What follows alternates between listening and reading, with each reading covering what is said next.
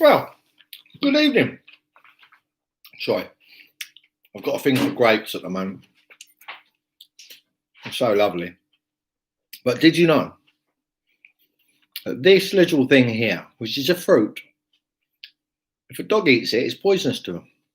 Fact of the day, I just found that out. Anyway,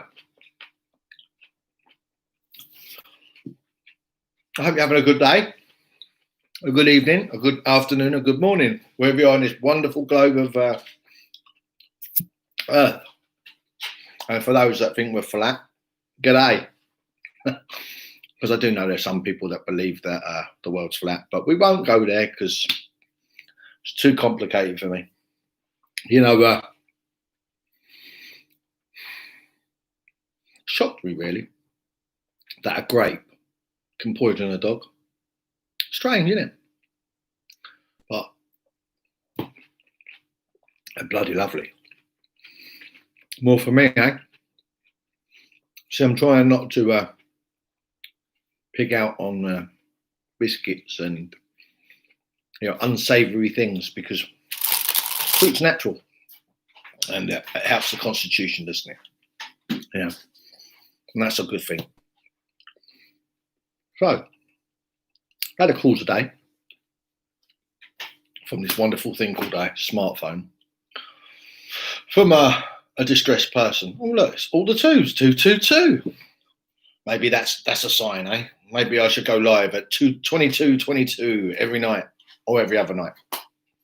Anyway, I had a call today from a person that should we say that's not overly well, suffering from alcoholism, can't stop, and he was telling me that he just could not stop. Now, the question that poses there is, did he want to stop or could he not stop? Because, we've all got to come to a place where we know we have to stop. Because alcohol is readily available, as we know. It's everywhere. And as I said in the other live, it beggars belief that they sell it in garages now. You're not allowed to drink and drive, but you're allowed to go and buy alcohol. And there is a small percentage of people that will go in, buy the beer, and carry on driving. You do know that. There are people on the streets that do that, which is quite scary. And I'm just very fortunate that alcohol wasn't available in the garages then. I remember the first time it was available. I was like, good job they didn't sell that when I was driving on the road, because I wouldn't have a license now. I'd have probably killed someone. Oh yeah, let's go back to this person that phoned me and couldn't stop. So my suggestion is, do you want to stop? And then I got near enough 100 excuses of why he couldn't. But he wanted to. So I broke down the want of wanting to stop drinking. So I said, if you really, really, truly want to stop for good and for all, you need some help. Because it's a lonely, isolated place in that. Because we've gone from drinking in sociable places like clubs and bars and nightclubs. And the off licence is our best friend, because we can buy the amount at a cheaper rate, take it home and do as we wish on at home. So I said to this gentleman, if you really, truly want to stop drinking for good and for all, why don't you leave your house now, walk down the local high street and find yourself a policeman? He said, well, what can a policeman do to stop me? I said, well, it's up to you, but if you really want to stop drinking, punch him square in the face, you'll stop. Because that's the problem. I don't have a problem of stopping. I have a problem stopping. That might sound a bit strange, because my own experience is that I've stopped countless times. And with good resolve and, good, honest willpower. But the trouble is with that is that I can't bring to the memory in this mind the pain and suffering that alcohol causes me. As I've said, I was a late developer. I didn't start drinking until I was about 8, maybe 9. I was always memorised by that drinks cabinet in the corner. So what I'm telling you now is what I was speaking to this chap today. So I thought I'd share it. I'll paraphrase a lot because I was on the phone for 2 hours. I don't want to be on a YouTube for 2 hours because it's boring, and I want to try and make an impact. So, as I say, I was always memorised by that drinks cabinet coming down, because when the drinks cabinet came down, it was party time, And as a young lad, I used to do comedy sketches and I used to do excuse me, and grapes are coming up. I used to do impressions and such like, which I won't do today because, it was then and this is now. I haven't done them for years anyway. So I was pulled out of my bedroom, made to be the joke and that in the area of everyone was drinking, entertaining everyone, and then ushered off to bed. Now, is that right? I don't know. But these are the memories, you see. And it, that cordial debate. Am I born with addiction? Is it in my DNA? Does it make me? Well, let me tell you something. It's not about the drink. It's about behaviour. And I think we really need to talk about it. It doesn't matter if you're rich, you're famous, if you're on Skid Row, homeless and destitute. Alcohol takes away the worries. It stops the washing machine head. So that's what we got to talk about. Because, I work quite a lot with like-minded people. Because you can't bullshit a bullshitter, can you? So what I'm trying to do is build a following and possibly, get a few likes and then do questions and answers, because I am also a sober coach, qualified back in 2016. I used all that knowledge of recovery and non-recovery, all my experience of stopping, starting, like the Groundhog Day, and coming out of denial, I've got a problem with alcohol. But have I got a problem with alcohol? Because I don't go, I don't drink to be happy and such like. I drink because I like oblivion. I like not being, with it. So if you've got a problem with alcohol or any other chemical, I'm here to help. I'm here to ask questions. You ask me questions. I'm not asking myself questions. Maybe I should. I don't know. Now let's talk about the proverbial elephant in the rooms, because statistic tells us presently that pain relief, i.e., from the counter, you can go into any chemist, any supermarket, and you can buy a really strong codeine-based painkiller, and you take that with a few bottles of wine or a few beers, and it becomes problems because codeine is very addictive, and statistics tells us that everyone seems to think it's always men that are problematic with alcohol. It's not. It's about 48 to 52 ratio. So a lot of the statistics say there's a lot of I don't want to be. I'll just say it as a saying. If I'm guilty and I have to have an apology, I will. A lot of mums that are at home looking after the family, they do the shopping and they have their bottle of wine and they wait for the man to come in, or the husband, or whatever, or not necessarily a woman, or whatever the person's coming in. They pour themselves a glass and they have a few glasses of wine and they feel relaxed. The kids are off the bed and then they finish off the bottle of wine and they're a little bit sloshed. It's strange. And since COVID, the statistics are going up, and I do believe that we've got a tsunami of problematic drinkers and drug addicts going to come through the door. Oh, chill. Maybe I'll get better with this as time goes on. I just feel a bit stupid talking to myself, but there I go. I used to talk to myself when I was off my nut and drinking.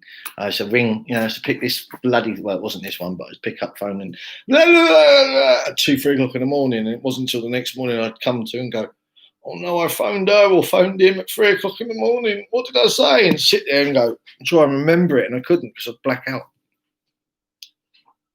You know, my story isn't any different than many. Yeah, I'm a very unsuccessful drinker.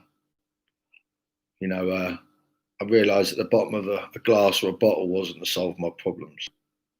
I needed to solve them. And, you know, I sit before you today with 20 years of sobriety. Yes, I know that sounds quite strange. I haven't drank or used any mind-altering chemical for some time now. And it's really not about the 20 years. It's really just about the daily reprieve contingent on what I do. And that's speaking to others, praying to a power greater than me, and treating people how I'd like to be treated. And try and give freely of what was given to me. So that's why I'm building this forum, and this is what I'm doing. So I'm asking for you guys to help me. You know, I'm a bit sporadic. I put my hands up. I'm not all there, but you know, saying I'm all there better now than I used to be, because I can be, you know, I can talk and I can speak from here, not so much there. You know, my problem centers in the mind, you know, and I go to meetings, and the reason I go to the meetings is for one reason and one reason only. It's because I need to check up from the neck up, because the problem centers between my ears, you know, and that is my biggest problem, my thinking, because my head tells me just one. I'll just have the one, and then I wake up comatose in a police cell or hospital bed, or I come to on a park bench not knowing where I am or how I even got there. So, you know, at 20 odd years, I haven't had to do that. So, saying that, in 20 years, I've actually been to park benches and picked people up, and, you know, had calls from worried family members. I mean, I do know that at one point I did actually go and pick my daughter up. You know, she's 30 now, and she was in her early 20s, and she got completely shit-faced. I got a friend call me at 3 o'clock in the morning.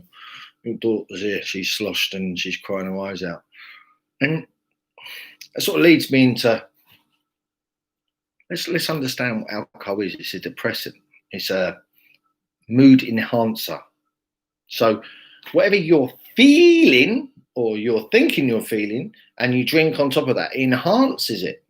So if it enhances it and you're feeling unhappy, you're just going to get more unhappy, because it's a depressant. Fucking, it's clever stuff, isn't it?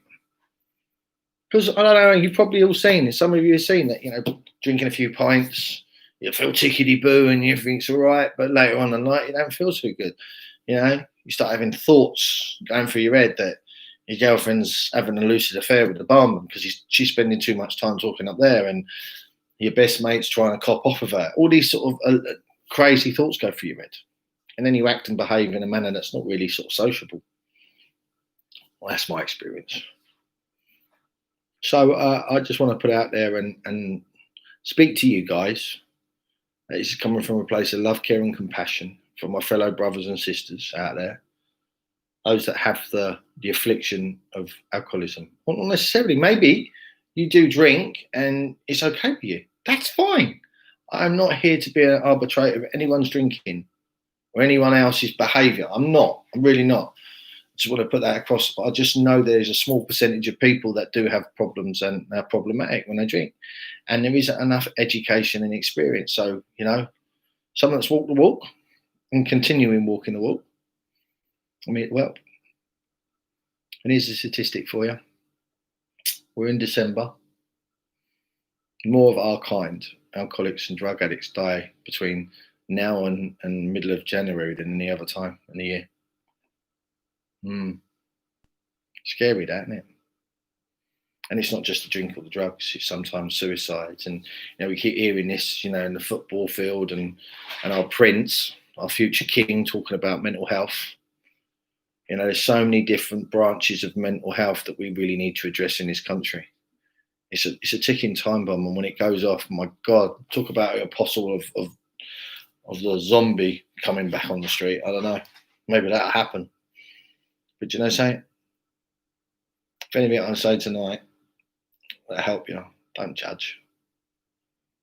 Everyone that's addicted are in pain, And don't get all twisted about it's a moral fibre of choice, because it's, choice is gone a long time ago. And that's the truth. It really is. I always believed I had a choice, but my choice went a long, long, long time ago. And today I have a choice, and that choice is not to drink, because it sends me a bit doodally. Don't agree with me. I have an allergic reaction to it. Like some people have nuts, a nut allergy, and they get told by the doctor you got to, and they have to study everything they eat and make sure there's no traces of nuts, because they could have an epileptic, whatever they call it, shock. See, I'm not educated, but they have to have an injection to bring it down. So, in respect to that, if you're a nut allergy, you're not going to go out and eat nuts, are you? Or have an allergy to alcohol. Not just alcohol, any mood altering chemical. Because I have an allergic reaction to that, I stopped doing it. Because it's silly. It's insanity. And, the doctor knows. And this doctor that I acquaint myself with was written in 1939. So, I think what he's wrote and made of good experience and medical benefactor, I'm not going to go against that. So, I've waffled on far too long. I've done these 16 minutes, 17 minutes, so I'm going to shut up there. Please like, please subscribe, and maybe we can have a question and a later on. Or hit me up on Instagram, JohnJBrook01. I'm there, I'm here, and I'm free, and I'm here to help and serve you. So thank you for listening. I'm sorry if I bored you. Let's see how we go.